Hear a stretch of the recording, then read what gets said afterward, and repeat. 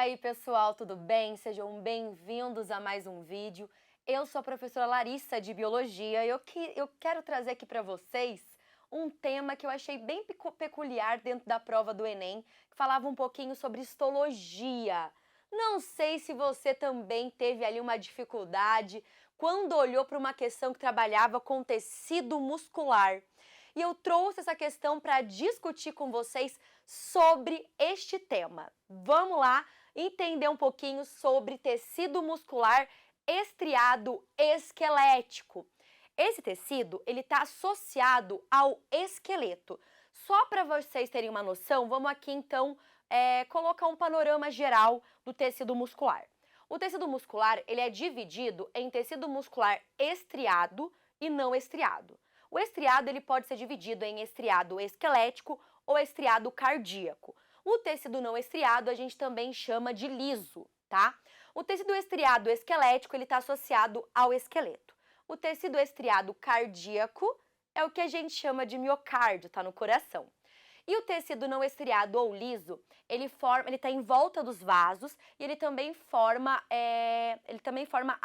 os órgãos, ele também está nos órgãos, beleza? Basicamente é isso. Então, olhando um pouquinho para esse tecido estriado esquelético, associado ao esqueleto, ele é formado por tipos diferentes de células. E dentro da histologia de tecido muscular, a gente chama a célula muscular de fibra ou de miócito. O prefixo mio significa músculo, tá bom? Então, tem dois tipos de células, dois tipos de fibras. Nós temos as fibras vermelhas e as fibras brancas. E existe uma diferença com relação à composição dessas células. A fibra vermelha, ela tem essa coloração, um dos motivos é que ela tem bastante mioglobina. A mioglobina é uma proteína que ela vai armazenar e transportar o oxigênio na musculatura. E a mioglobina também tem um átomo de ferro na sua composição. Portanto, ela é uma proteína conjugada, ou seja, além de aminoácidos, ela tem outros componentes. E o ferro dá essa cor avermelhada, ok? Então, mioglobina alta, tem bastante mioglobina, bastante transporte de oxigênio e tem bastante mitocôndria. A mitocôndria é uma organela membranosa que ela pega a glicose e oxida essa glicose para produzir ATP, energia. A mitocôndria, ela faz parte de um processo chamado de respiração celular aeróbica. Então, ela utiliza o oxigênio na hora de produzir ATP. Isso que se configura um processo aeróbico, beleza? Então, tendo bastante mitocôndria, tendo bastante mioglobina, isso faz com que a fibra vermelha seja aeróbica. Então, vamos lá. Se tem bastante mitocôndria, vai utilizar o oxigênio na hora de produzir energia. E tem bastante mioglobina para transportar esse oxigênio. A gente sabe que o processo aeróbico é um processo que produz uma quantidade maior de energia do que um processo anaeróbico fermentativo. A fermentação, ela produz mais ou menos 2 ATPs, enquanto a respiração celular aeróbica produz mais ou menos por volta de 30 ATPs. Então, a produção de ATP é muito maior em uma célula que é aeróbica, beleza? Essa fibra vermelha, ela é principalmente responsável por movimentos duradouros. Quando eu penso assim numa maratona eu vou usar bastante a minha fibra vermelha. Ah, então não usa fibra branca na maratona. Não, não é assim, tá? Não é 8 ou 80, mas é entender que nesse momento, nesse tipo de movimento, existe uma preferência para uso de fibra vermelha. Quando eu penso nas aves migratórias, gente, a migração é um movimento duradouro, é um movimento longo, são grandes distâncias. Então, nesse momento, vai ter um predomínio de uso de fibra vermelha, movimento duradouro, beleza?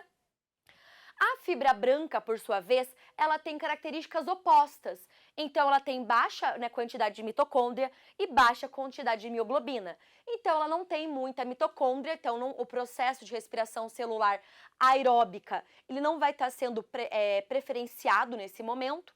e tem pouca mioglobina, beleza? Portanto, é uma fibra anaeróbica, é uma fibra fermentativa. Nesse caso, fermentação lática. Então, a fermentação é um processo de oxidação parcial da glicose. Então, essa glicose, ela vai ser ali oxidada e vai ser transformada em ácido lático, beleza? Então, lembra que aqui, processos anaeróbicos produzem uma quantidade menor de ATP, fechou?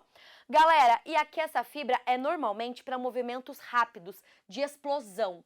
Quando a gente pensa nos 50 metros da natação, nos 100 metros do atletismo, o atleta, ele vai praticamente sem respirar. É praticamente um movimento anaeróbico, beleza?